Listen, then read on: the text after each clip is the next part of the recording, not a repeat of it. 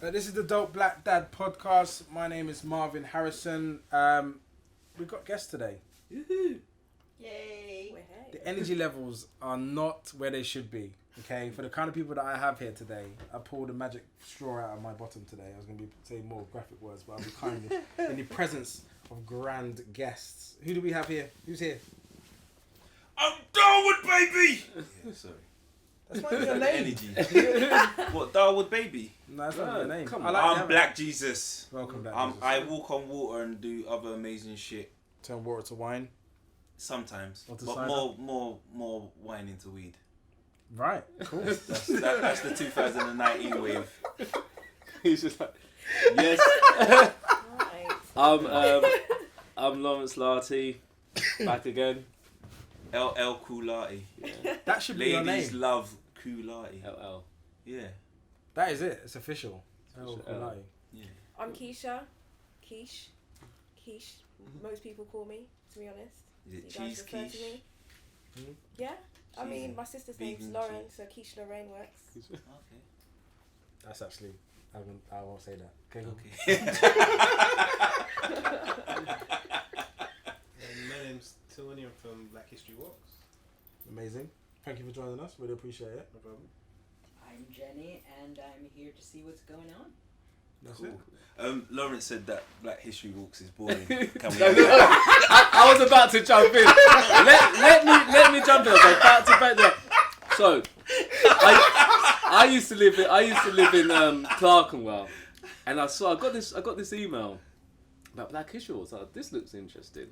This is a long time ago. So I went on one of the Black History Walks, and I found it interesting, but I found it like touristy, geared towards tourists. So we're in the email, and Marvin said, "How was the Black History tour?" I said, "It's good, but I felt it was geared to tourists." Someone from Tony's office got back to me with an email saying, "Almost, how dare you?" But that was my opinion of it. I didn't say it was as informative, but He I doesn't just, like what you built. I'm that- just saying that basically. that particular day. The reason why there you're was here is lots that of I tourists. personally, Marvin Harrison, because I speak as an individual, because my team quite often alienate people with their views. They're very strong views. I love the idea because one, I didn't know it existed. And then when I did find out it existed and I watched some of the video, I think maybe you sent me a video today or someone sent me a video today. The River Cruise video was sent today. That for me is like we should know that exists, because when people come to town, I want to go to something which I feel like is black. Because we was talking about this, like when people come to town, where do you take them that's black? When we was at the Facebook meeting, we're like, where do we take people that are black to go and be around or just learn or just understand what it is to be black in Britain? There's nowhere formal to go. We have to create a like dinner and say this is Black London, but like I just want to turn up somewhere, because I'm sure other people aren't doing that. They're not like explaining themselves in that way. They're just turning up to a place that they want to go to, and it's catered to them. So I think it's an amazing idea. But I also just I think what we should do is like, you know, when you get them tourist open buses and that and they're doing their thing, they're going past Tower of London, and we should just jump on the bus, hijack it, and turn it in. But they're already doing it. That's the thing. No, are they kidnapping It too? is. Are they hijacking buses? No, All right, they Tony. But This is Tony, what I'm talking but about. break it down, because obviously you've seen different crowds. It might have just been a crowd. I went and it was just happened to be. Yeah, I mean, the history's all about history here. It's not like for tourists, because it's all about Black British history in London. There's like 12 different walks. You've got North East, South West, Notting Hill, Elephant Castle, Soho, Trafalgar Square, Brixton, Clapham. And we walk about for 2 hours roughly and pull all the black history. That's literally What you walk Yeah, the whole you way walk. through. It's a walking tour. So I did the central one It's because we good- met it's good by exercise. Poultry. You're we not met selling up this there. right, Tom. Yeah. Paul's Bank. St. Paul's. You have to sell the like aerobic part of it.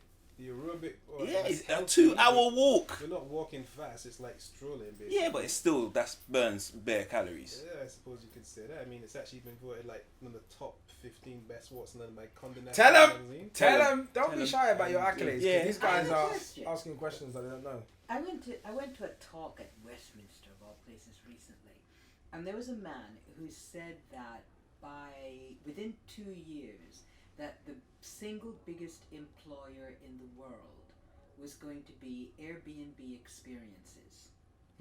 And then he explained the whole thing. Do you know what Airbnb Yeah. experiences are? Yeah. Not the staying in the house. What's it? Are you on that? Because to me, that would be a brilliant place for you to be. Yeah, they've been in touch about a year and a half ago, and Do some of it. the guys do come on our walks. But yeah, they're all experiential, they're all interactive.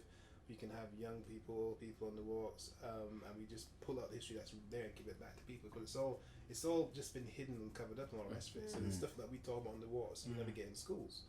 And the reason we started doing it is because I used to do mentoring up in North London for young boys, young black boys specifically actually, and they had no idea about the history at all. So if you mentioned Windrush to them, then they didn't know what Windrush was. If you spoke to them about what do you think about Jamaica, it was like drug dealers. What do you think about Nigerians? They eat bushmeat, right? So I said this is out of order. We do. It's kind of true. It's one of kinda the true. many Like I'm Nigerian. flavorful parts of our It's community. disgusting, but So yeah. I said I got to understand about this lack of historical knowledge and lack of self-esteem, because there's lack of self-esteem because there's a lack of knowledge of the full black history in their areas, right? So I began to actually hire cinemas to put on films from a black history perspective, and bring the kids to the cinemas to see their history, and also have a Q&A. And that was about 20 years ago, before I did the walks. And from doing those historical films and having the Q's and A's, you saw their self-esteem go straight up. Yeah. And they had much more self-confidence, much more sort of ideas to where they were in the world and how they got to be there.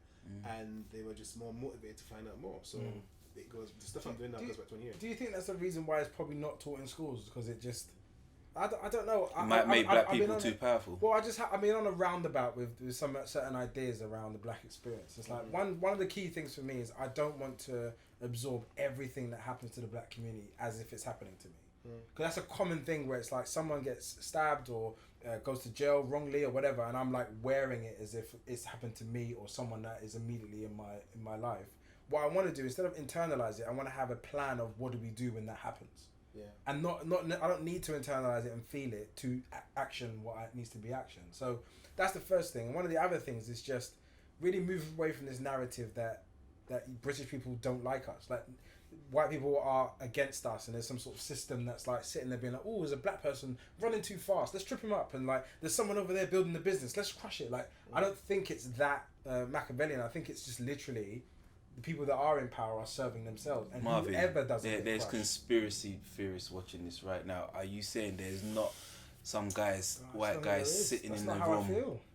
Nah, Pointing no, out it is. It's like, and maybe this is and a very sending some London-centric guy view. that's tarred himself up into the Dope Black Dads group to destroy us from within? No, well, if they are, I know who he is. Okay. So, So do I.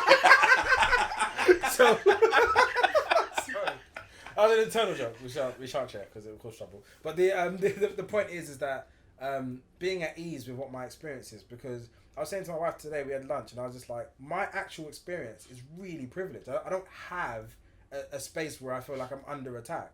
But then there's days where I feel like my likeness is under attack, and I really internalize it. Like I can't do things, or like, it's so difficult to do things. Like I have done everything I've wanted to do, and so I have to be mindful to kind of slightly detach myself in terms of the tax that I weigh, not necessarily from the issue and the people, but definitely in terms of like how I feel about it, and just figure out what's the action to do. So if somebody's being crushed by something, how do we support them? Where are you? Who rings that person immediately? Who coordinates them? So when that woman was had their child in Tottenham, was getting bullied by another black girl, and we were like messaging her, DMing her, how do we give your daughter a positive experience? Like we want to send her something. How do we do that? That's a coordinated response. I don't have to internalize the video and be like, black people are destroying themselves and really worry about it for 2 days. I can just do something and know what it is that I'm going to do in that scenario, rather than internalize it and feeling quite bad. But do you feel you have to do something all the time? Can't you just be? Because other communities go around thinking we have to do something. But I think there needs to be a collective instinct to respond in a positive way when someone amongst us gets traumatized, because we're all wearing a trauma. So the thing you're internalizing is because we've all got this open wound trauma that as soon as someone presses it, we do that, and we do take on board that whole pressure of being black, and it's unfair, but the thing that I'm, because I agree with everything that Marvin said, and part of why I'm here is because I agree very much with where Marvin is coming from. But I think that one of the things that gets lost is, for example, I get called a lot to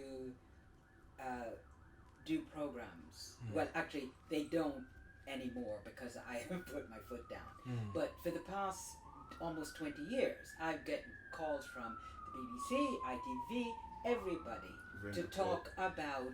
Excuse me? It's called rent a quote. That's what I've been calling it. So, but this is what they do. That's quite rude. No. That's because any black issue comes up, they try and find a black voice to say something on it, but it's not used to our benefit most of the time. Well, the reason that I don't do it, if I am on a program and on a different kind of program and the topic comes up, then I will contribute. Will I speak on the black experience? No. Because first of all, I don't believe, I'm a bit wary on the whole topic, the black experience in the first place. Yeah. Because if you put 10 black people in a room, all 10 of them, there'll be certain things that they have in common, but all 10 of them are not going to have had the same experience. I agree. When I was 13 and moving from Jamaica to America, my father said, I want to have a talk with you. And I went, okay. And he said, life is going to be very different when you go to America. People are going to say you're black. And I'm like, what? And he says, there will be people who will say that you're black. And I said, well, what does that mean?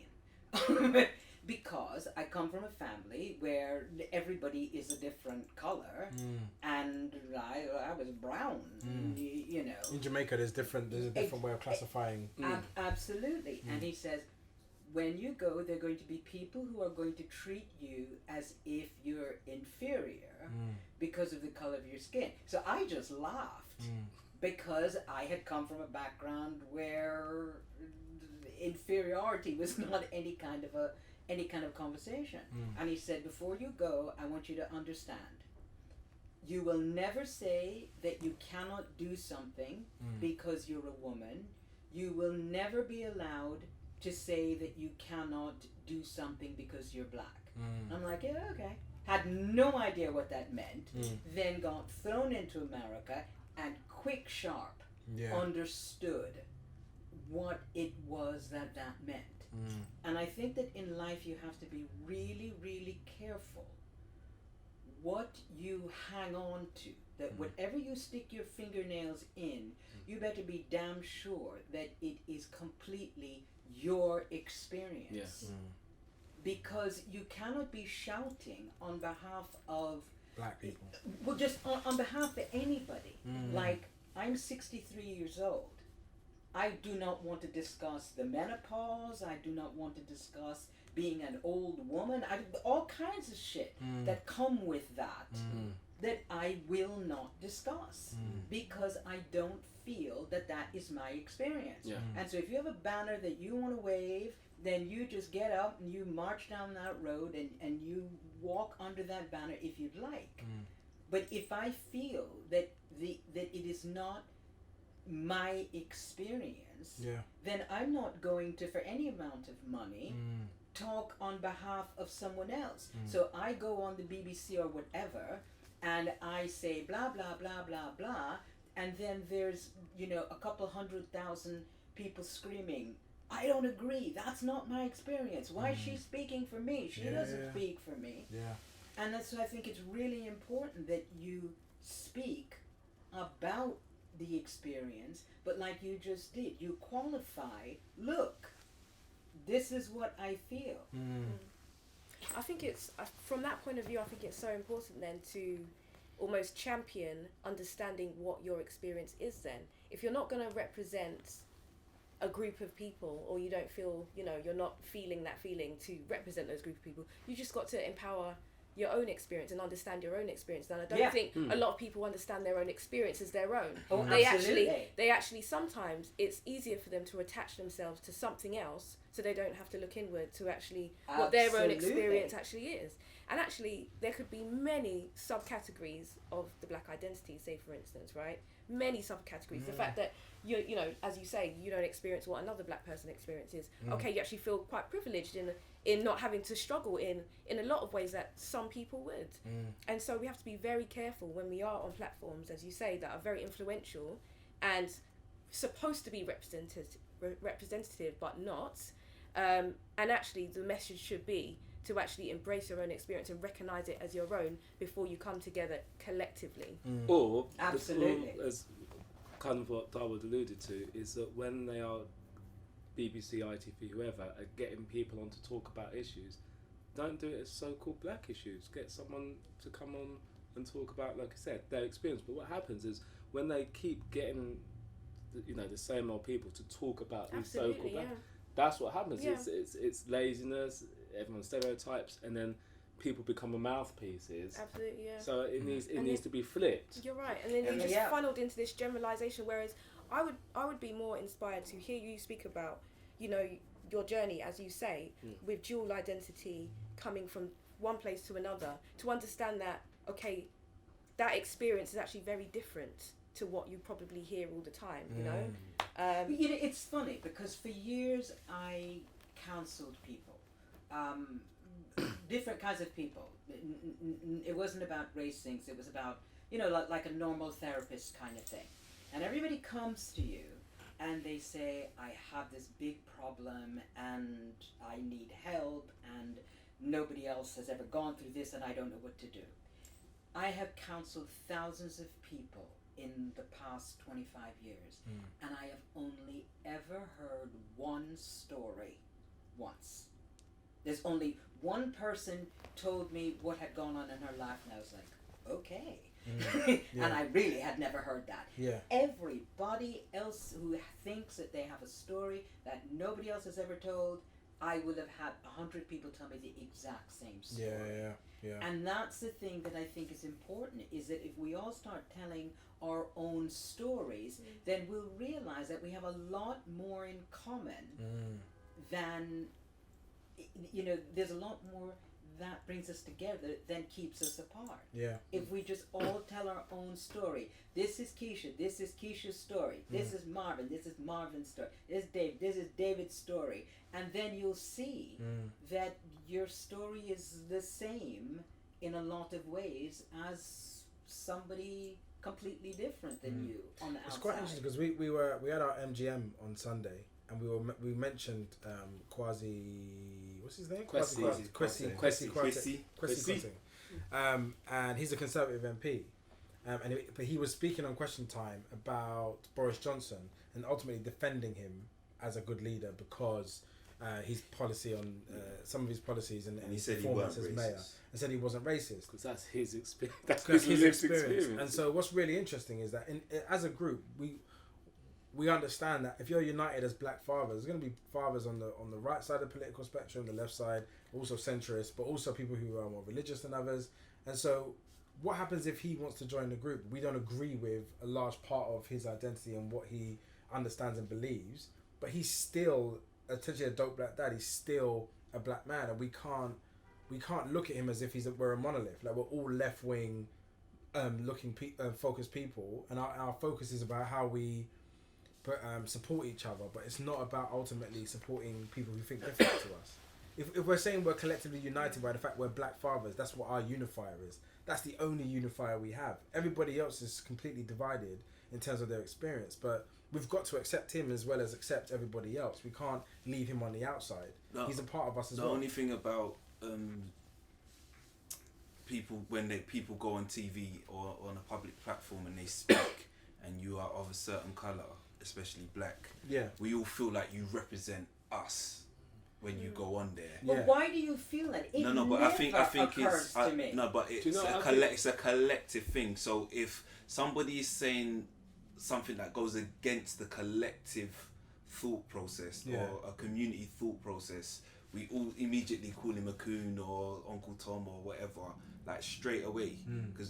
But unfortunately, the collective black people do not see anyone that goes on a public platform as their own person, and I think we might be the only race that does that. And it will change because when the black people first came to this country, or those who were here initially, it's about representation, it's about numbers, it's about ratio. So if white people look in and be like, most black people like that because they don't have an experience of mixing with a lot of different cultures, so they will just naturally assume. and whether it's right or wrong. So that's what white people happens. do it. Black people. Yeah. I think Yeah, they but all you- just but you group wanna know everyone something? together and say you represent all of black people right now because you're on this public platform. Yeah, but I came across something which absolutely shocked the shit out of me. About 10 years ago, I was outside a big seminar, whatever. I wasn't giving it, I just was there. And this black woman came up to me and she said, it's an honor to meet you. I watch you all the time. I like you, blah, blah, blah, blah, blah. And I said, oh, thank you. It's very nice to meet you, and introduced myself. She said her name. And I could tell that there was something bothering her that she wanted to say. So I laughed and I said, okay, spit it out. And she said, what do you mean? She was like kind of embarrassed. And I said, there's something else you want to say. Let me hear it. And she says, well, I find, so basically she was explaining that she spent a lot of time arguing with a lot of the black people, her black friends, about me, because they felt that because I was black, that there was no reason to listen to me, that I didn't know any more than they did. Wow, that's interesting. And and that there are a lot of black people who subconsciously, and she said they don't realize they feel it, still consider white figures as people of authority. Yeah. Yeah. Yeah. And so white people, she said, were more inclined to listen to me. She's like, all her white friends thought that I was wonderful, Amazing. groovy, Yeah. intelligent, amazing. And she said, none of her black friends liked me. And it wasn't because they felt I wasn't black enough, or it wasn't anything to do Just with they that. just didn't think you could It provide was, anything. they thought, she's the same as me, what information is she going to provide? Yeah. That's insane. Is this when you were on Loose Women? No, this was when I was everywhere. And it was actually before I was on Loose Women. Should we just talk about Loose Women for a minute? Because it always seems to be a problem with the female black panelists they have on. So Jamila, who's done a podcast with us, she didn't have the best experience. I'm not sure about your experience, but there was someone before, Trish. My thing was slightly different in that I did it in the beginning, before it descended into the chaos nonsense that it is now.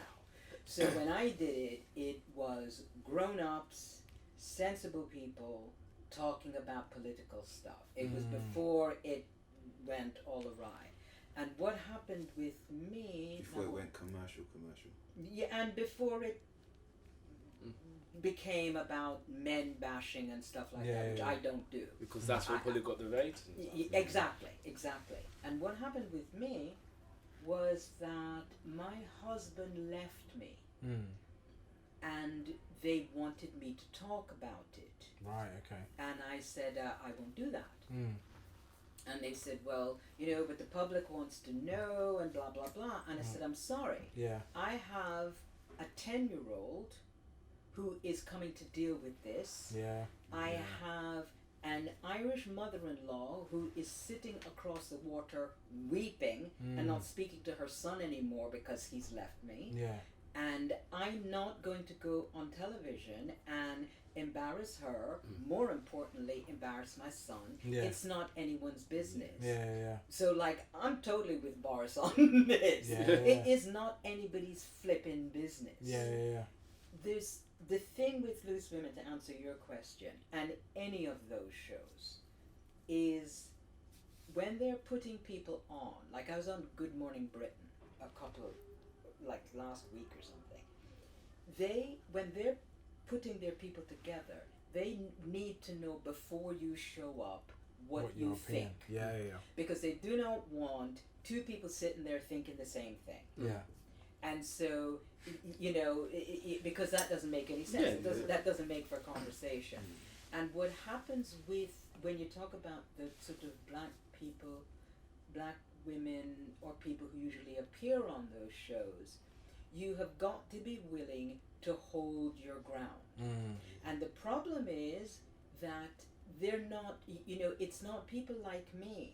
It's like little pretty girlies. And they're gonna have to show up and have some balls. And if they don't have the balls, they're going to get kicked out. That's the problem. Yeah. So they pick girls who look a certain way, but they don't have the oomph that they need to have, and that's where I think it Well, I often think goes wrong. Jamelia's got. I think Jamelia is flipping fantastic.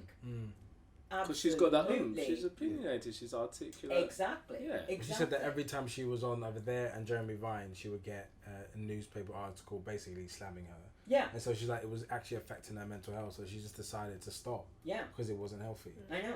But I mean, and the thing is that I'm still, a lot of the people who are on Loose Women and those shows, I'm still very good friends with. And I have had Jamelia arguments. Because you also have to remember that in a lot of these kinds of circumstances,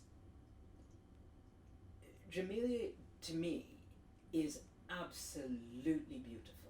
She's young, she's beautiful, she's incredibly intelligent. yeah. And frankly, you put her in with a bunch of middle-aged Yeah. Botox harpies, Yeah. and they're just not going to be Love is a happy. man. They're just not going to be happy with it. Stacey Solomon gets a lot of crap Yeah. for the same reason. You know, so it isn't. A lot of the times, like we were saying before, the assumption is to think that it's because the person is black, and sometimes that might be 10% of the problem. It might be that they're young, that they're beautiful, that they're sexy, that they're. I was envy, basically. Yeah, I was contracted to a show that was hosted by a couple, and my contract was for a year. And the first day that I was on the show, the husband made the mistake. Are we allowed to say who it is? 'Cause I think I know who it is. No. Richard and Judy. Richard Madeley. Judy Finnegan. We won't say who it is, but I always wondered, like, how did you get him? And he said. Richard said what? He said, this person Yeah. said, you're really pretty. Cool. And then what did That Judy was say? a rap. And then Judy. That was a rap. I got the boot up my backside From- for the following year. From For the her. following year. And that Was it kind of was it a stuff- direct boot or was it like round The metaphorical. houses? That No, that- I'm talking about where you go through someone else to do your dirty work, or you Oh, just no. start leaning on Indirect. producers. So what was it? Indirect. What was it? And the thing about it is, like I said, we automatically assume that it's one thing, but quite often It's it something isn't. else. Quite often it's something else completely. Do you want to just share what your theory was around just because we were talking off air about how we sometimes assume it's because we're black, but actually it's not, and you kind of were giving a bit more of a broader sense of what that was. Do you want to just reiterate that as well? 'Cause I think it's quite important part of the conversation because where my head is right now, I'm very much there. Like, I don't want to make anything an assumptive about me being black. I just want to. I actually just want to accept the things that are happening wherever they're happening without attaching a deeper meaning for it, unless it's like subjective criticism. Does or objective anyone criticism. at what part of your day when you wake up do you remember you're black? Because literally, there's been days like I'll wake up and I won't probably remember that I'm black until someone says something like in a group or post something that's black to me. And, oh yeah, I'm a black guy. Cool. But literally, I'm walking this earth like a human being. And No, for I me, won't it's allow way more anyone conscious than else that. to It's do- way more conscious than that. And I think, obviously, for me and my wife and my two kids, we drive into work every day. Yeah. So it's up until basically I get out of the car, and then I'm engaging with people, and I'm worrying. I'm considering my presence in different spaces. It's very much at the forefront of my head because I think we discussed this in the group before about just making sure that people feel comfortable and safe around you, because we are assuming that my presence, my size, me being a man will make people feel uncomfortable. Or See, past but I don't even experiences. do Past that. experiences. Like, No, but I don't think that's universal. But there was a Yeah. lot of people in our group who are like, they do consider their presence Yeah. wherever they are, because they're very aware of being in a person's imaginations. Like, everyone's scared of white women. nobody wants to be in a white woman's imagination. We don't want to live in there. Not in a way where it's like, he makes me feel unsafe, or he said something to me that I didn't like, or he raised his voice at me, or he stood over me. Any of that energy which is about intimidating white women. I remember we did a podcast on it. Everyone's like, we absolutely are mindful about how we interact with white women. We And that's do that. hilarious But because can I just say I'm not. I'm just as rude to white women as I am to black women. So is that your measure? as a funny man, you They're say not my that- measure. Jokes aside, That's no hail for a I stepper.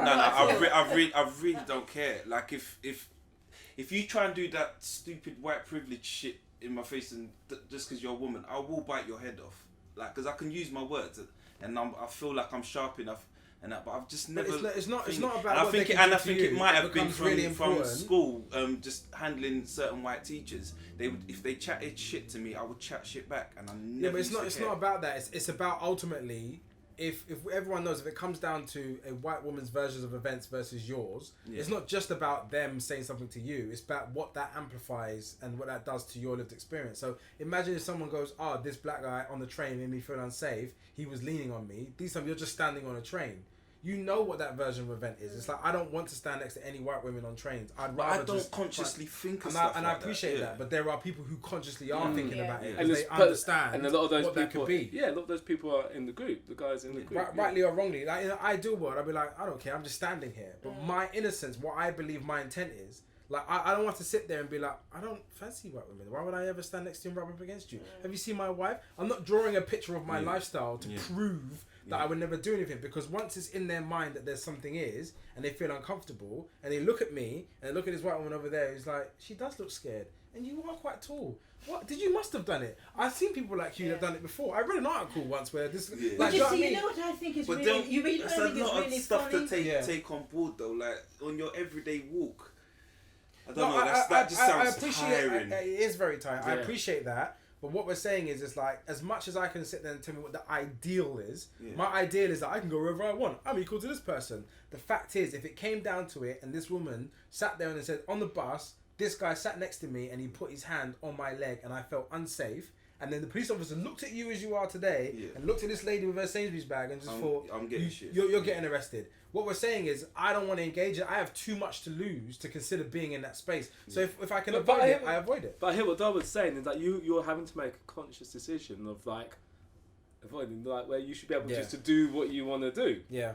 So I hear both sides of But, it but because it boils down to the question though, like, why are you reminded that you're black because of a negative experience? Like, I also feel like you should be reminded that you're black because of a positive experience, depending on how you interpret it. Your black identity anyways. Like, I mean, I get it. There's times when, like, say for instance in a professional environment, there are times when you kind of feel like, you know what, I feel like this is, you know, brought upon me because I am black, or I'm not getting that opportunity because I am black, or I am a female, or I am young, or I'm whatever profile I've decided that I've projected myself to be, right? But at the same time, and maybe this is just I feel like it's all individual, so your experience is different to everyone's experience here, right? I feel like for me personally, maybe it's because I'm more awake to my identity and really loving being black. I do love being black, but for everything that it stands for, the good, the black, the bad, the uncomfortable, it encourages us to change and morph and evolve. It encourages us to be stronger in certain aspects where we wouldn't have got that training. Privilege can kind of dampen that type of strength, because you really need to be a hard ass to deal with some shit that goes down. But at the same time, like, we have two experiences. It can be positive and it can be negative. The negative parts of being reminded that you're black are, as you say, all the things that are above. You know, you've got too much to lose. Why would I even, you know, look at your life? Like, why would you want to be held back by this? But at the same time, that's still part of your identity. That's still part of Marvin. That's It's still part of the wheel. You have to accept exactly. But also celebrating the fact that you are different. Being in a room, you'll be remembered, whether it's a good thing or a bad thing. Yeah. In a room full of white people, especially in a professional environment, that could work to your advantage too. So there is black advantages, black disadvantage. So they both but it have the same depends space. where you are, because if I'm in Ghana, I'm under the radar until I open my mouth. Well, of course. Yeah. Until I open my mouth. Yeah. But And they see your even- trainer collection, they're like, no. You know, but when I'm with my family, you're under the radar. If I'm working out there, it's completely different because I'm not a minority. Right, so right. how you act and what you take on depends on your environment. Absolutely, I agree Because with that. here, you know, sometimes I'm invited, I'm black at work. Maybe I've smoked too much weed in my time. Yeah. Literally, like I blend into my environment and I let it. But I think that's part of that is very good though. I like And that that's attitude you. as well, actually, because you're not allowing, you know, whatever's happening on the outside to maybe change Absolutely. who you are. So that core, that actual real core is keep that part, you know, keep that part, because when it feels like you're trying to be everything to everyone and change yourself too much, I think yourself. I think we've aged. You Like, lose now I yourself. just don't. Now I just don't care. Yeah, But I think when I you're trying think I've to not come up, from being in primary school. but I Pretty think, good. but I think that's the thing. When when I was younger, I was very much more aware. I grew up in a predominantly white area. We talked about schools earlier, so I was very much aware that I was different. But now I haven't got the energy to as try. you get I'm just older, like, you're more comfortable Wait with yourself. till You care you less. get to be my age. Hallelujah. You must care. The You must care level of zero. You fucks. must care Yeah. minus Zero numbers. fucks given. Minus numbers. Exactly. Yeah, But fucks the given. thing, Zero. the thing I have to say is that, you know, we have in common. I was always that way. Yeah. I That's was amazing. That always is that amazing. way. That is But amazing. but that a lot of that was what my father drummed into my head. Right, of course, yeah. You know, and until I was 13, I was in Jamaica. None of it mattered. And then when I went to America, my father drilled it into my head. And I did live in Nigeria from 7 till 12, so Maybe there's a connection could be. between being in a But predominantly I black remember culture at going to some point. primary school and because I actually got kicked out of my primary school and I bit my teacher's hand because he tried to drag me and I was like, "Who you dragging?" in Nigeria, No, here? over here in Nigeria. Okay. Yeah, that's the thing. I'm still living. No, I got to Nigeria and I aced every class. Of course you did. Them teachers do not fuck about. They will beat the fuck out of you. Like, that was slave trade. I used to see some kids getting beaten. Like, I used to go to school with like 4 pairs of underwear on, and then you would, like, if you knew you was gonna get beat, you'd put like a book in your pants and whatnot, like all kinds of trickery that all us and the boys used to discuss until the teacher would go like, "Give us your hand." It was always a gamble, But yeah. I think there's something potential about being in a predominantly black country, what that does for your self-esteem before Yeah. you arrive here. Like, I've been in Hackney my whole life, and it's just a filtered understanding that you adjust yourself for your surroundings constantly. You don't. You're never just unadulterate yourself because it comes at a cost. And also being unadulterate yourself, and you're being in Hackney, being raised in Hackney in the early 90s and 2000s. I don't think that's welcome in many spaces. I think that attitude, that energy is welcome in many spaces. It's seen as disruptive. Now we're a lot more open and inviting to people who have different personalities. We'll be like, oh, maybe he's meant to be a TV director. Whereas back then it's like, you're never going to make it. Like, if you cannot sit down and do this, you're going to be nothing. You're going to go to jail. Like, they project that stuff on you. And so but you see, it's a very British way of like... You've aced it. Yeah. You've said it right there. Because my son refused to go to university here. And he was in, like I said, he was in City of London, one of the best schools in the world. Never mind the country. He could have gone anywhere. And he said, He said, and he was born here and grew up here, was happy here. And he said, no, I'm going to America. And I said, I want you to go to Cambridge, don't leave, you know. And he said, no. And I said, why not? And he said, because I do not want to stay in a country where everything is negative and everybody, whatever their class, color, and whatever, spends all their time talking about why something is not going to work. It's the great clouds. And he said, I'm sorry. He said, if I stay here, I will end up like that. Yeah. And I'm leaving. Fair enough. And, you know. It probably does really, and I'm saying that in terms of what you ingest and what you internalize, I now need to monitor that. And that's what I'm going through this process now of like looking at everything I'm taking in is like, is this actually what's happening? Is this my lived experience? Or is this just, I've watched way too many videos of people in America getting shot. And now I even feel connected to a global problem. So if something happens in Sudan, I'm feeling like, man, our people are not benefiting anywhere. And you go into the US and 8 people are dying this week, and it's just like, then in London you just see Boris Johnson coming up the ranks, even though they have clear audio of him calling us Pickaninnies with watermelon smiles, and you're like, where is a safe space for black men?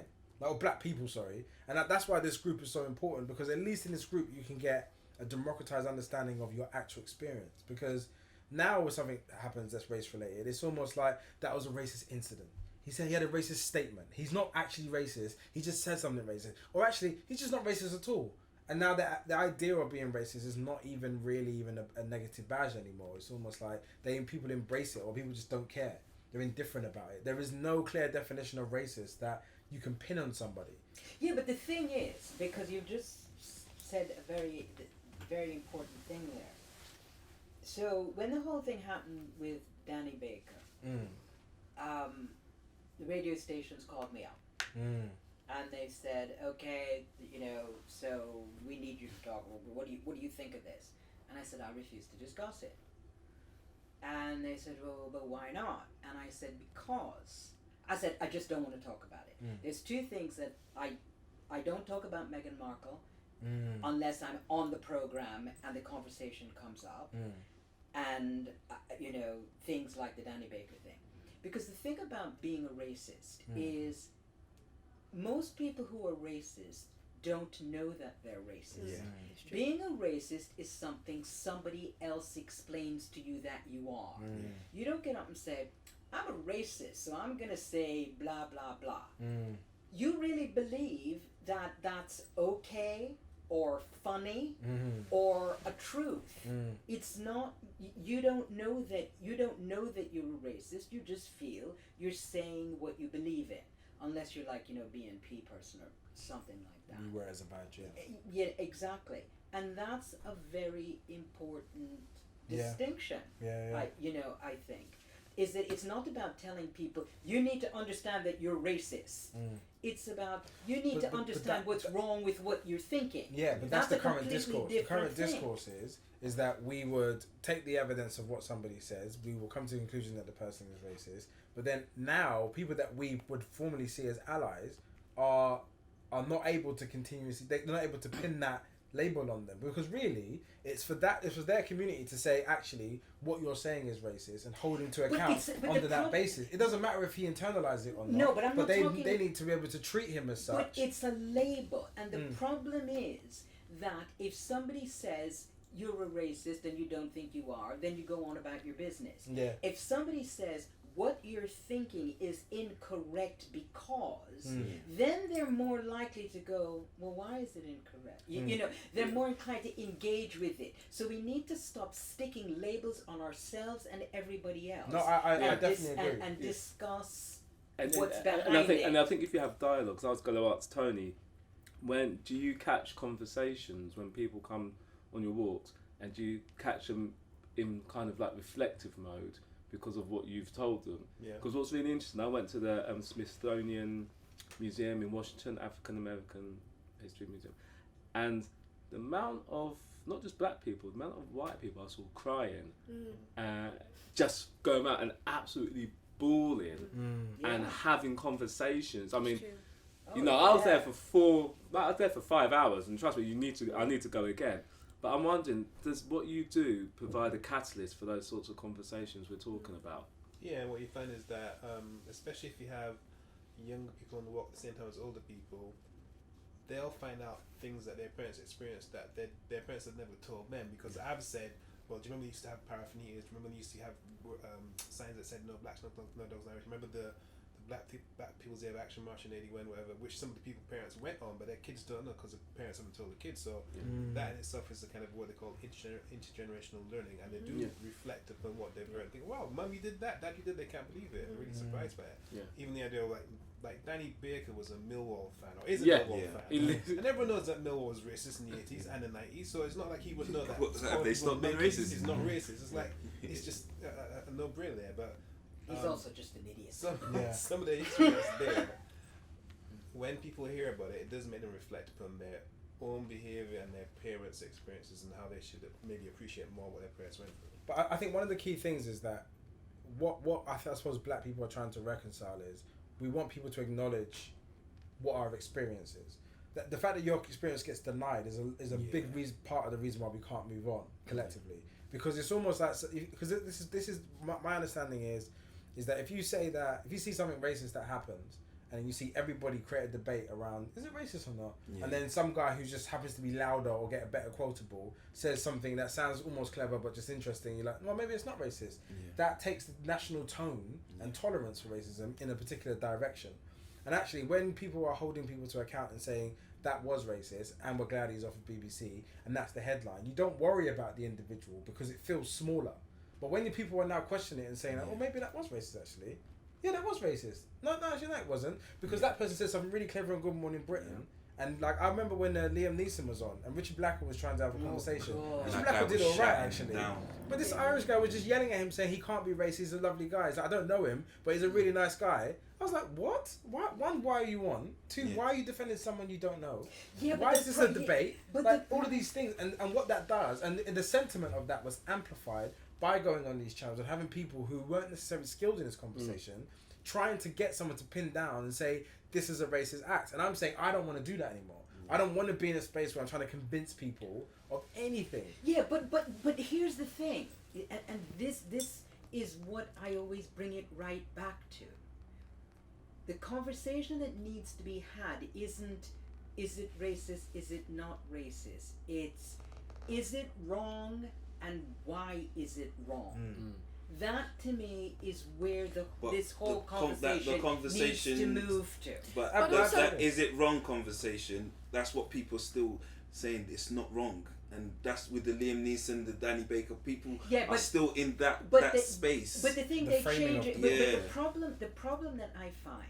Okay, let's talk about Boris Johnson for 1 second. I don't care about I am an ambassador for a domestic abuse charity.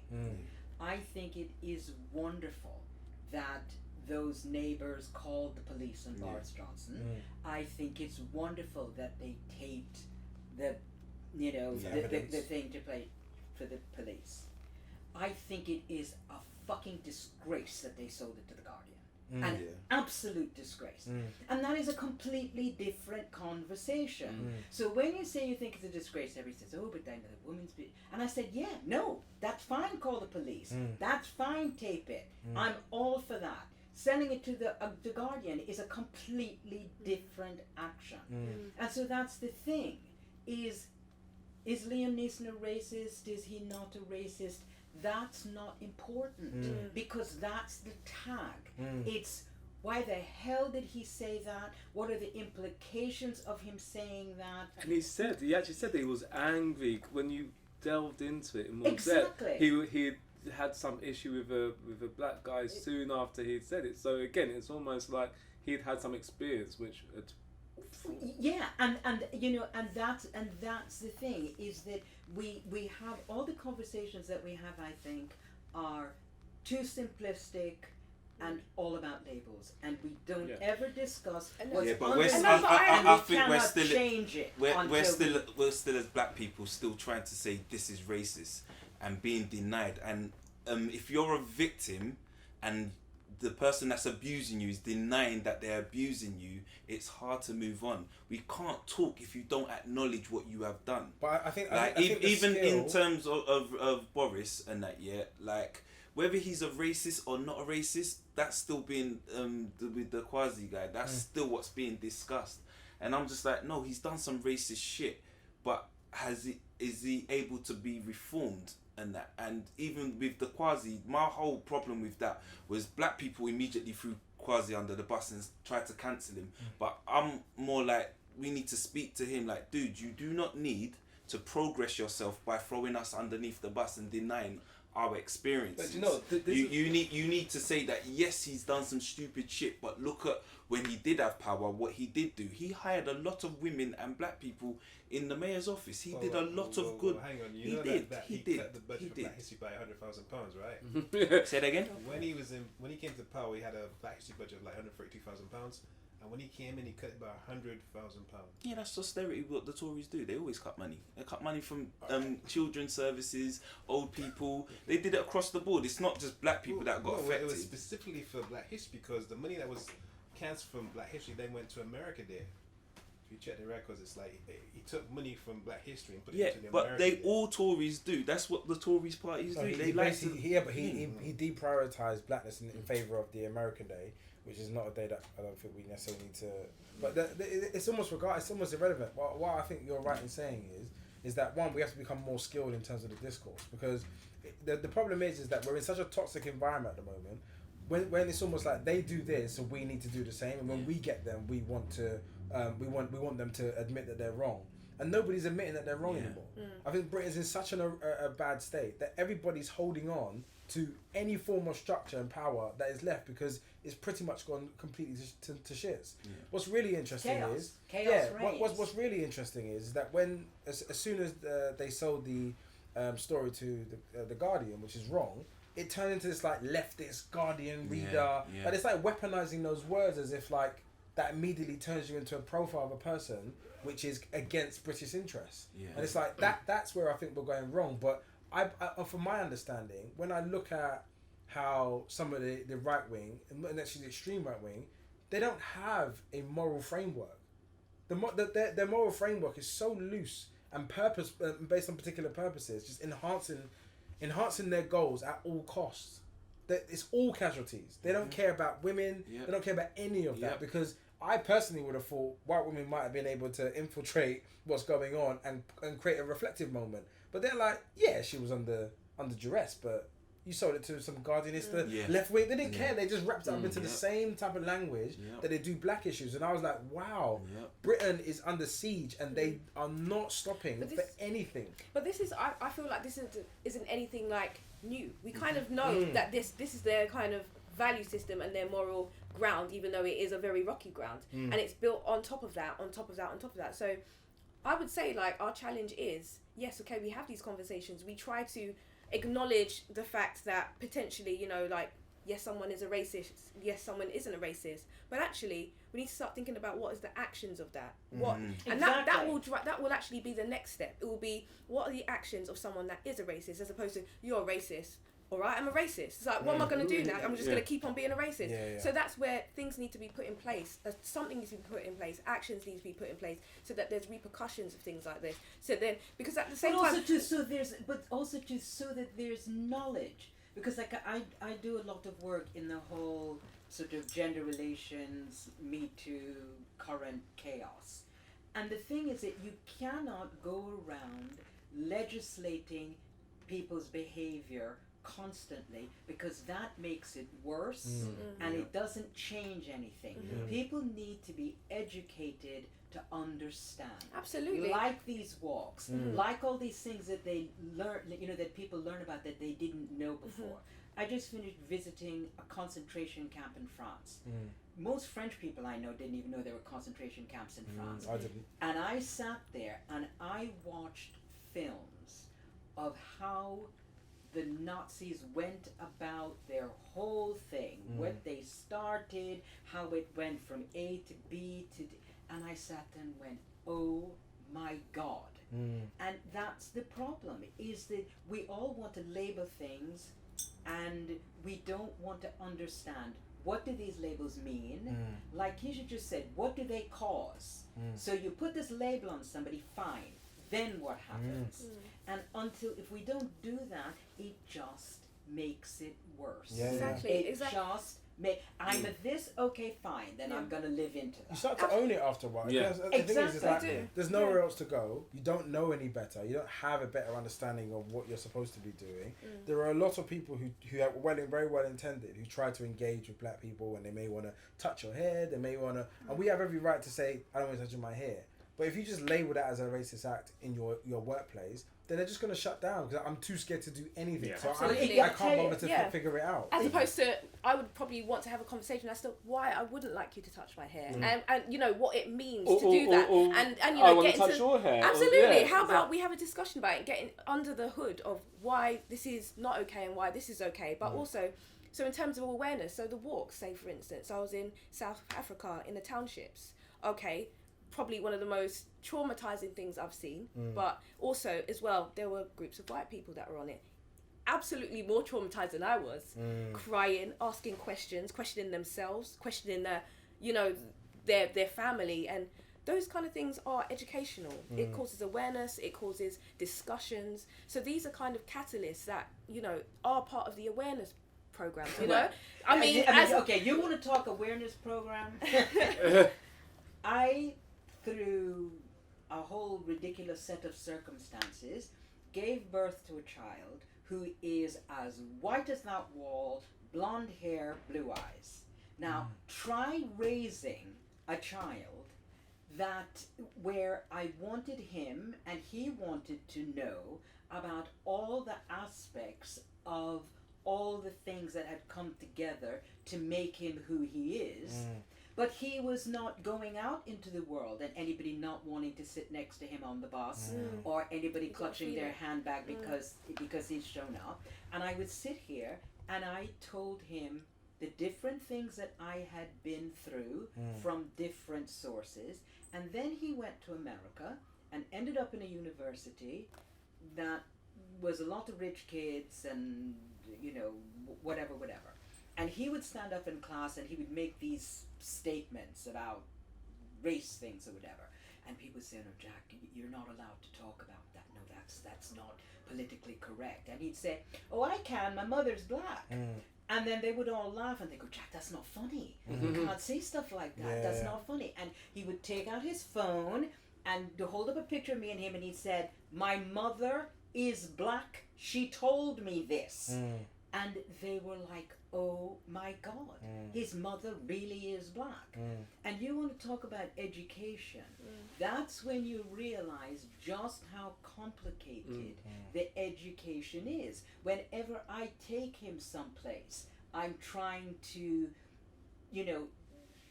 get him to learn about all these different things that his daily life does not show him. But are a part of who he is. This is what we were saying earlier. This is why I'm a really big fan of intergenerational teaching, but intercultural teaching as well, because you have to learn. Yeah. And, I just think that I have this kind of really sort of nice vision, whether it will happen or not, in my head, that one day you're going to get these groups of teenagers going around, sitting down with the older generation, and them actually telling them the stories about their struggle to actually try and frame why are they doing what they're doing, because no one sat down with them. They don't know, they won't engage with an older generation. But I think if you had layers upon layers, talk about the experiences, it might not solve the problem, but it'll provide some sort of moral awareness to what's going on. And our triumphs. You see, that's the thing. Our struggles are one thing, but also our triumphs, because they do not understand. There's things that I could tell you that I went through that you guys won't have gone through because you're much younger. And it's like, oh wow. I mean, I was. Would you mind sharing something? Well, I mean, things like, it's funny because one of the things that always made me laugh was you're really pretty for a black girl. Now, that used to be considered the biggest compliment, and people would say that, and would they say that to you as a dark skin girl? Because I know some dark skin sisters that would say that. A couple times, but it wasn't like in London. It would be outside in a European country somewhere. Well, this would be on the streets of New York. I think all men should just walk up to white girls and just, you're really pretty for a white girl. Oh no! It's okay.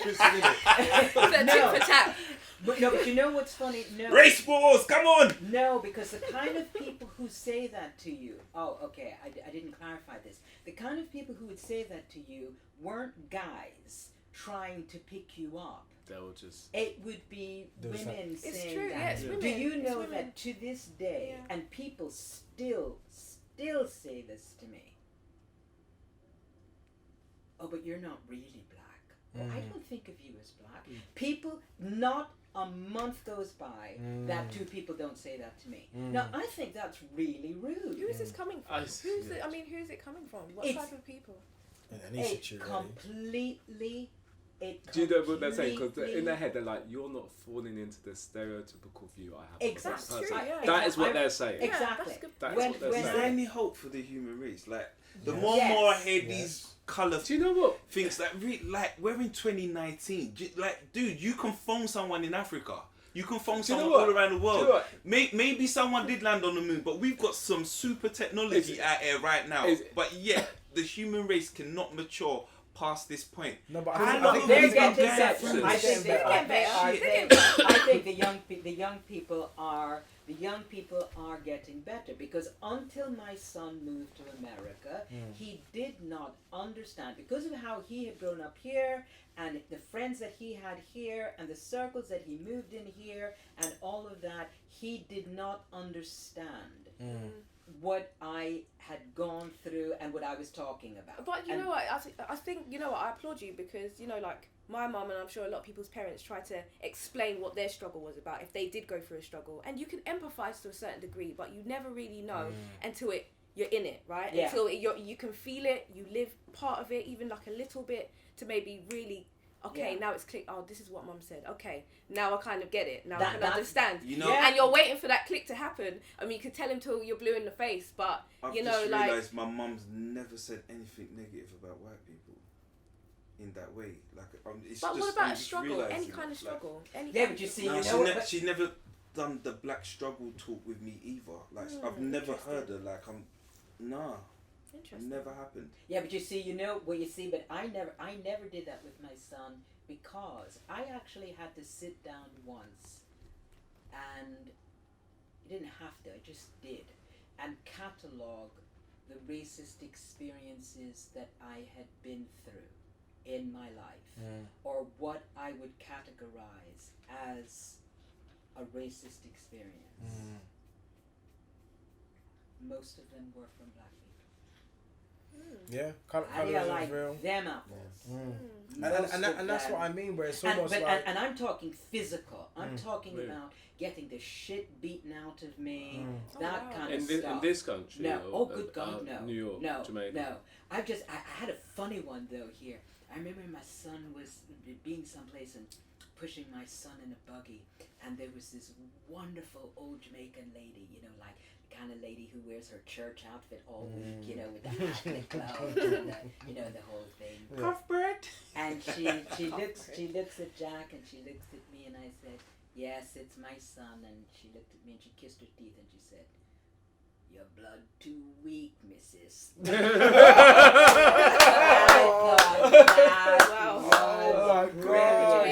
But how did that make you feel, though? Oh, I thought it was hilarious. Yeah.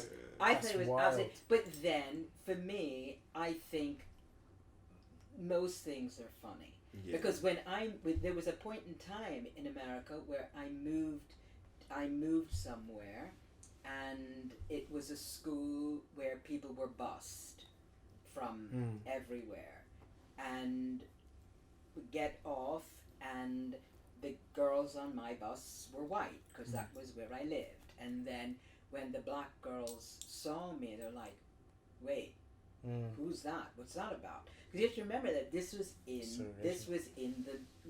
the early 70s. They used to beat me up. The head, the what would be the deputy head here, used to have to come and take me from class to class. Wow. Because groups of black girls would beat me up if I were on my own, and their logic was I was a traitor. Wow. Now, what does that mean? I live where my parents live. I know who I know because that's where I live. I was completely happy to be with them, talk to them, whatever, and I didn't consider myself one thing or the other. I was me. And, that's crazy. Not everybody is willing to let you be you. But this is what I was saying. I think there's definitely some work we need to do in our community. We need to come to an understanding in terms of... I'll stick to the British experience. what does it mean to be in Britain, and what is our goal here? Because I said it we did on our meeting on Sunday, and I was asking the question. I asked every father that was in the group, what's your ambition? Are you here to be in Britain and make it a better place? Are you here to return to the country that you came from, or a place that you is predominantly back? Or are you going in between? Or going in between became a third answer. Like, what's your vision? Because until you have a vision of where you are and what you're going to do, you can't commit to improving a country if you're not sure you're committed to it. Yeah. So I was like, if we're going to come up with a solution as to how we exist better in Britain, we have to actually know who's actually wants to be here in the first place. It was evenly split. I think we had about 6 or 7 that wanted to stay in Britain and identified as British. There were 6 or 7 who were like, I want to leave and return to go to a different country. I can't see myself retiring here. They want to go to a different country, or they want to go back to the country they came from. Go back to the country they came from. Some were the country they came from, and some was just any part of the diaspora. They don't particularly mind. 2 of them actually said they'll go like Asia, Thailand, Singapore, wherever, because it's like, I think I can survive anywhere. And then there was a group of people who were like, I'd like to spend 6 months seasonally here when it's warm here, and then 6 months in another warm black country. So it was like, there was like a real mix. I was like, even in that understanding of being in different places, how do we approach? There's not one approach. And that's what I was saying to the guys. It's like, we need to figure out what our plan is. And then that way we can assign, we need to get closer to the establishment. We need to understand how Britain works in real terms to have any influence on it. Like, how do I affect policy? Really affect policy? How do I affect local government? How do I affect school and education? We all should be governors. We all should be looking at, should I be a councillor? Should I be involved in like local town meetings? Most black people don't do any of that stuff. We stay away from all government agencies. We stay away from any form of like policy or structured government organisations, because we don't like people in our business. We don't trust them. We feel like if we go over there and say, oh, this is what's happening to me, this is what my house is like, it affects us some way, or they're going to grass us up, or they're going to affect our tax bracket, whatever it is, our tax credit, sorry. But then how will things, if you're not, on the inside, but it's funny, because on the same program that I met you, they had this woman. By the way, I met Linda Lusardi, and that was thoroughly... Oh, is that the same show? It was the same show. What show was it? Yeah. It was Talk Radio. Yeah. Okay. And just for the share... Whose show were you on? What's the lady's name that was leading the show? Well, it's a show called... Women... It's called Badass Women. Yeah. And every week, it's 3 different... women come in to host it. And that night, someone else was supposed to be... So we're all 3 the hosts, and then...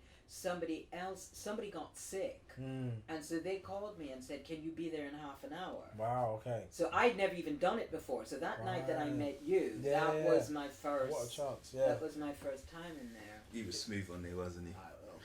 He was very smooth.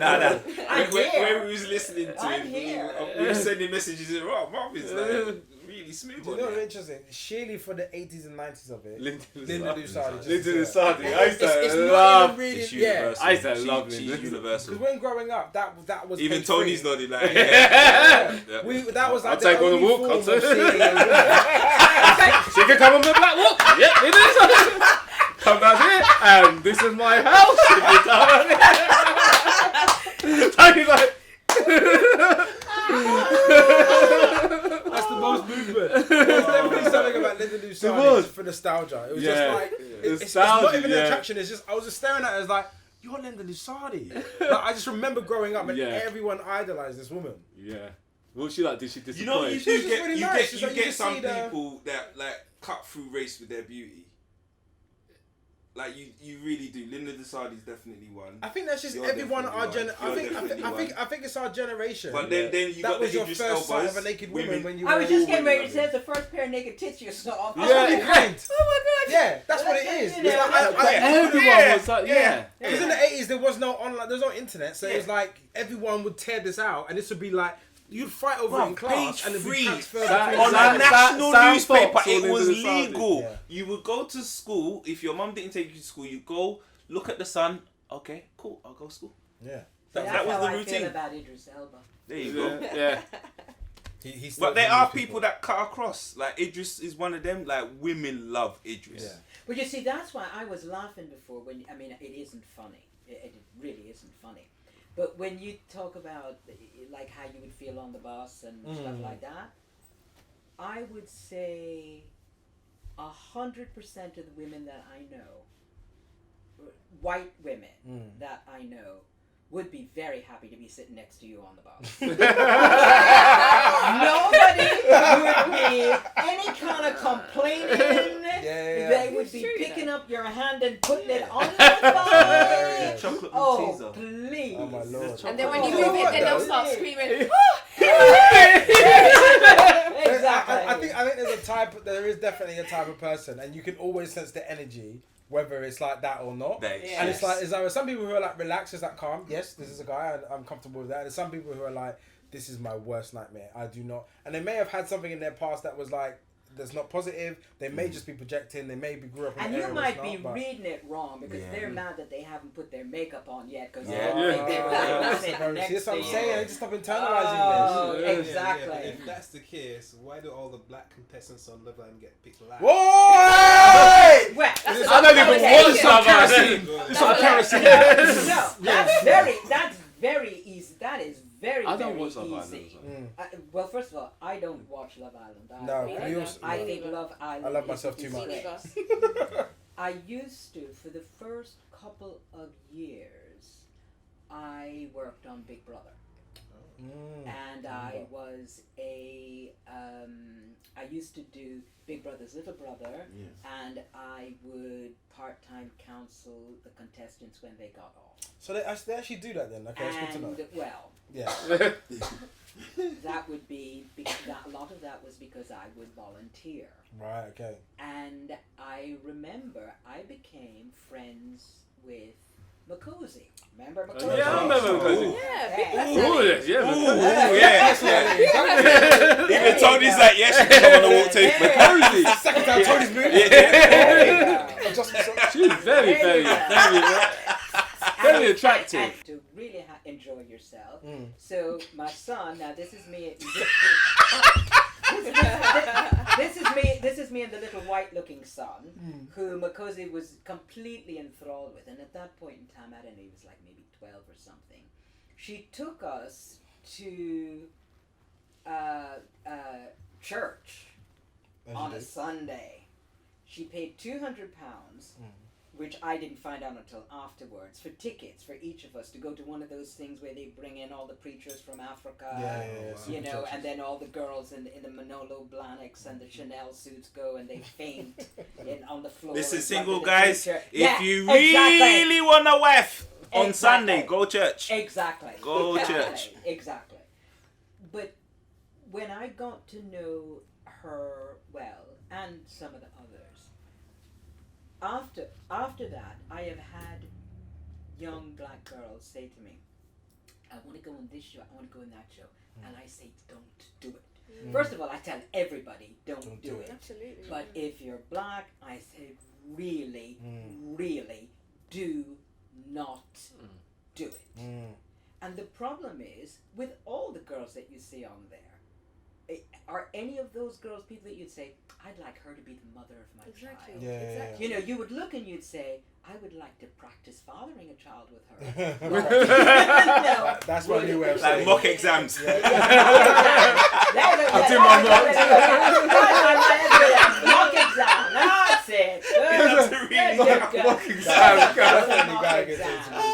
You know, but the problem is there's a girl, and this is actually, you might really enjoy seeing this. A couple of years ago, a girl in America, a Muslim girl, made a video about women of color and how we present ourselves, and that with the best will in the world, the standards are never the same. And things that Chloe and Felicity can get away with, don't be thinking you can be getting away with that. Absolutely. And that we always have to be, you know, like Michelle Obama says, you know, they go low, you go high. Absolutely. And, And that was always, ingrained, like, for me, Yeah. black female, from Yeah. a very young age. You can't get away with certain, even the way that how you carry yourself, the way that you Yeah. walk, the way that you dress. Yeah. It will always be taken out of complete context Yeah. if it's a black woman. Yeah, Always. because and this is something Always. when you talk about age difference things, is that I remember when I was like, say, in my early 20s, dating, whatever, you know, in New York, I had a huge corporate job, blah blah blah, and you'd meet men and they would ask you, and you go, ooh, and then you realize 2 minutes into it that what they're seeing, and you're there in your suit, you're in your nice outfit, you're whatever, and they're seeing that girl with the afro and the earrings painted on the black velvet riding the back of the horse. You remember those? Yeah, you know, you know, and you think that's why they're here, because that's what they're expecting. But then that's why they choose certain people to go on Big Brother to Exactly. look a certain way, Yeah. fit Exactly. the stereotype. And also they edit them, as you probably know. In the Exactly. series as Exactly. Well, that's why I quit. That was absolutely why I quit. I quit because I saw that the editing was manipulating people, and I also saw that there were certain kinds of people that, especially if you were black, that were always going to be edited in some kind of whole other way. And then the problem is you have people playing into the stereotype, and it just becomes chaos and a disgusting experience, which is why I would never watch Love Island. And I looked at your woman in the wig, and when I saw the picture. Who's the woman in the wig? Yeah. Yeah. I looked at See, that. I've and I never thought, watched oh, Love Island. oh, No, dear. I know even who want she to is. see it. Yeah. I looked at that and I went, oh dear God, this is going to go terribly wrong. Yeah. And What's actually happened? Sorry, I'm they not throw up to her the out. time. But I don't Yeah, know why. yeah. She got 'cause I chosen don't last understand. several times. Then she had a relationship with one of the few black guys in there, and then he was saying he wanted to be faithful with her and be involved with her, and then he chased some white woman, and then told her the same thing, and then she found out. In a nutshell, that's what. Sounds scripted. Similar but to everyone. Yeah. you know, the only My reality God. TV I can actually tolerate is Come Down With Me. I haven't figured out reality TV. I think that's just dope TV. Yeah. Because if an alien landed and I'm like, you want to find out how British people are, watch that. But that doesn't really open about what they call conspiracies, also described as institutional racism, whereby you have this behavior which is across different institutions, which goes to the detriment of black people, which means you have a similar experience because you're black in a majority white population. That's what normally happens anyway. I think, I mean, but I guess for me, part of the problem is living into the stereotype, which is what the video of that girl is talking about. Because what she was talking about, she was calling out Beyonce, she was calling out everybody, because she said, look, you are living the stereotype that we all fought to get away from, Absolutely, of black woman as nothing, you know, as having no mind, no intelligence, just being a commodity for any man to come along and take, blah, blah, blah, blah, blah. And it's true. And it just goes, for me, it goes across the gamut, you know, with different things that certain young men do, all of that. It's a shame Michelle and You know. Oprah haven't changed the narrative. Like, I you've think got the wife of a king and a kingmaker They haven't. they're They haven't a super lot of powerful. ways. Yeah. Oh, Michelle. and Oprah. No, they did in a lot of ways, because you now see. This sounds terrible, but you see a lot of black girls in America handling themselves Differently. in a different way. They are dressing in a different way. They are looking like Keisha. They do not feel the necessity to constantly be in Batty Winders and, you know, behaving. But this is where the importance of seeing a Seeing version of yourself Yeah. as a success. And Yeah. I think Oprah and Michelle do that. And people Bro. really feel uncomfortable with how much they're like championed, because they find it uncomfortable when people sort of like make them almost like deity like level of existence. But I'm glad that those people exist. I'm also glad that there is a Kardashian. I'm glad there is a Beyonce, because on a scale of, if you think about the people in the middle, there's people that are always going to be doctors and accountants who had the ability to do that. That's not everybody's experience. Yeah. There are some people who would have fallen through the floor, probably ended up in jail. Their life was too messed up to make anything of it. Those people are going to be almost like they're really designed. But the people in the middle, it's like, what do you do with that likeness? What do you do? And they have a representation. I'm not going to get into whether I think it's toxic or not, but I do think there's an importance of But why giving is a it? group of people a purpose. Yeah, but the problem is that with women, and this is across the colours, with women, why is it that if you're not going to be a business person or a neurosurgeon, Absolutely. then just put your panties on your head, open your legs, and off. That's the last I blame The Eve. spectrum needs to be wider. Eve. The spectrum needs to be. Yeah, that's true. Her and that bloody. She let that bloody idiot Adam steal the narrative from her. Yeah. Who's Adam? Adam Oh. and Eve. That That guy. shows where you are not in charge on No, Sunday. that I want Eve the MC. That's my Eve. It's a good look at the pictures of Linda Sardi, man. Or killing Eve, Yeah, not yeah. Eve. No, but Adam was going round the Garden of Eden with his muscles, Muscles. just naming shit. Tree, lion, baboon. And Eve worked out that, you got something. And she ate the aphrodisiac, and here we all are. But she let him steal the narrative. Like if it I weren't for don't a even know woman- enough about that to even know what that meant. But can we just, because we're still doing our playlist, I think it's super important to keep adding Yes. to it. Yes. Does anybody have any songs? Patrice Rushton. Forget me nots. No. Why would you not have Forget Me Nots? No. Can we have Forget Me Nots? Because everyone goes to that tune first. Oh, cool. And that, I want to get, because I've been singing it all week. But, I just But wanna you know, make sure last I week do we it. did our UK. I think we missed someone off who won a missed BET bare people. award. Yeah. Ella May. Yeah. I don't really know it. What, She's this year? English. This no? year? Yeah, she's Did with she? her. But there's a wicked remix where it samples Mary J. Blige song of Booed Up. But I think we need See, to give her. if we was doing a Nigerian playlist, I'd have put Mary J. Balaji on there. But we're not, so. But Ella May, I think she needs an honourable shout. I want to add Jamelia Thank You. Because someone told me how much that song meant to them, and I remember at that time that song was very, very prescriptive to a lot of people, and we kind of missed it off. And she's a friend of the show. Yeah. I put down Chronic's Majesty. Boy, He's not really in Black British though, is he? does he have to be British? Okay, Did cool. that to- Because I named Patrice Rushton, I was going to give it honourable mention, but it's to each his own. Go and listen to it. Cool. Jenny, have you got any songs? Keisha? I have no idea what you're talking about. we created a Spotify playlist last week with Rodney P. And then as a part of that, we were adding more songs, but we kind of want to keep adding songs because now I've listened to every single song like 6 times, and I need new songs to add to it. So Can it be like throwbacks, new, Yeah. like Black British? well, unfortunately, last week these guys took us back to 1978 for some of their references. There was like Smiley Dan or Steely Dan. Steely Oh, Dan. Steely Dan. I was like, guys, please. Now, anything Steely Dan. from What Second- tune did you put in? Black Cow? Who? Because that His samples catalogue is not on Spotify. Pete Guns. Pete Guns, yeah. Yeah. Okay, I'm gonna go with Desiree. Oh, why did we forget her? Desiree. That was a sin. Desiree, Oh my God. you gotta be. Yeah, that was a Damn. bad. And I actually listened to it can't this believe we morning, and it forgot really her. did get me in the zone. Yeah. I'm gonna go with that one. Well, I'm afraid I'm going to go with Aretha Nice. singing Respect. Yeah.